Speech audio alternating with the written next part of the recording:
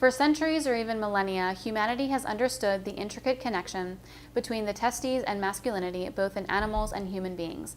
They realize that if you remove the testicles, everything which makes a man begins to fade.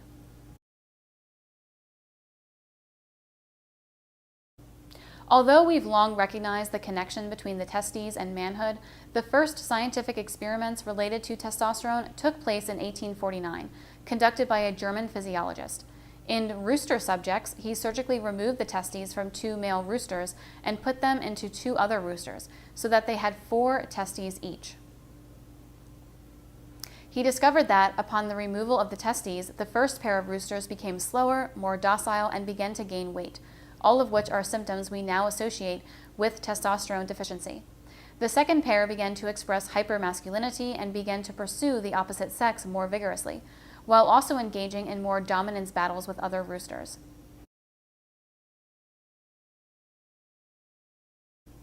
Of course, there were limited conclusions the physiologist could make from this experiment, due to the infancy of biological science and the non-existence of knowledge associated with endocrinology.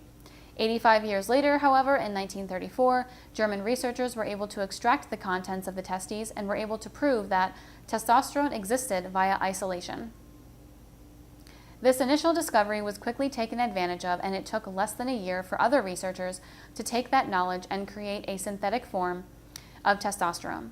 With the first creation of man-made testosterone, our knowledge and ability to develop anabolic steroids in a laboratory environment would grow more sophisticated by the year, and research into the subject exploded.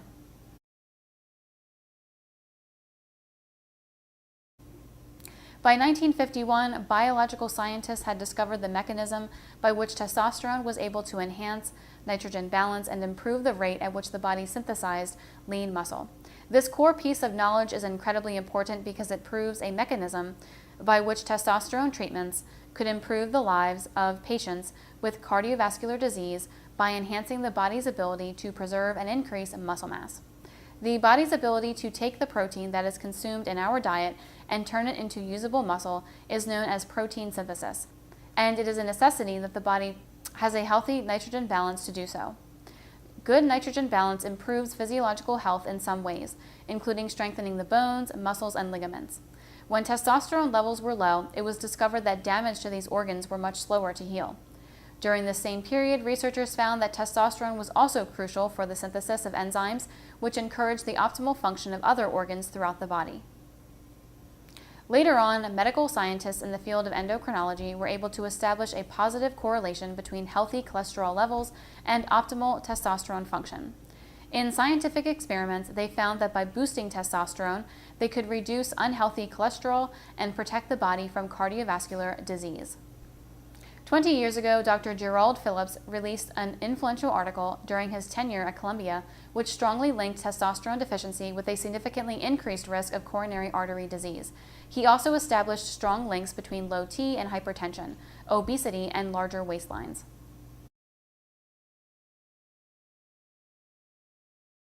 In the last 20 years, the study of testosterone and its effects disorders by leaps and bounds, and there has been an increased incidence of researchers studying the link between testosterone and aging itself.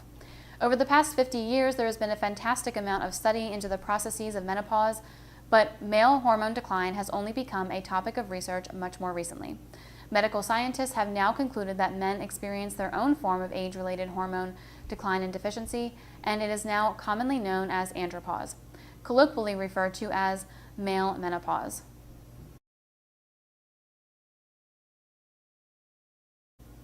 Menopause became a topic of study much more quickly because of how pronounced the symptoms were. Menopause and andropause are similar age-related conditions, but there are some critical mechanical differences.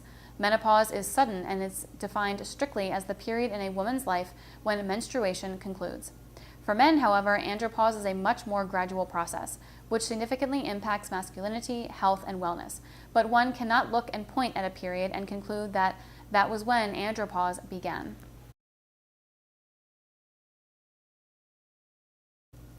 Andropause can best be defined as the period when testosterone decline becomes symptomatic, negatively impacting the man's health.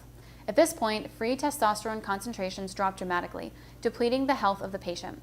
Although free testosterone plummets, total testosterone falls at an orderly rate from the 30s onward of 1% to 2% annually.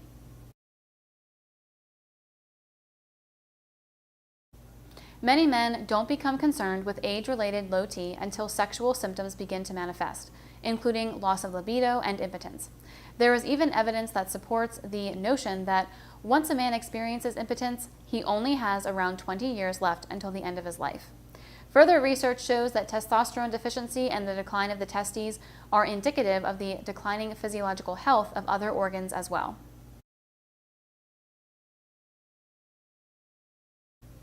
Modern research has painted a vivid picture of the benefits of testosterone.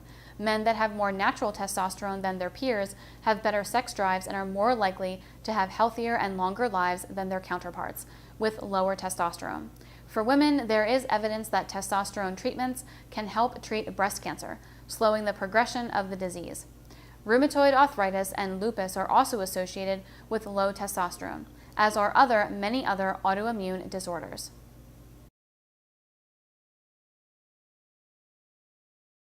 Today, there are many effective methods of testosterone restoration and optimization. Bioidentical testosterone is easy to obtain and can be delivered effectively in many different ways, including transdermal testosterone creams and patches.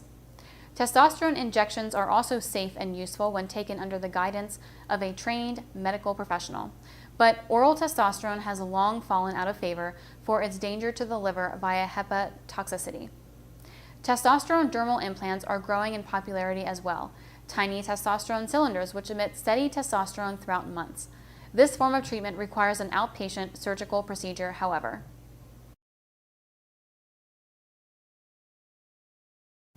Generations of hormone science have helped us learn about all of the fantastic benefits of low T treatment. If you are interested in testosterone therapy and think that you are suffering from andropause or low T, don't turn down the opportunity to get a treatment which could safeguard your health and potentially add many years to your life. Call or contact us today. If you like this video, please give the video a like and subscribe to the channel. Don't forget to hit the notification bell so you don't miss any of my new videos, and please click the link below in the description to learn more about testosterone replacement therapy.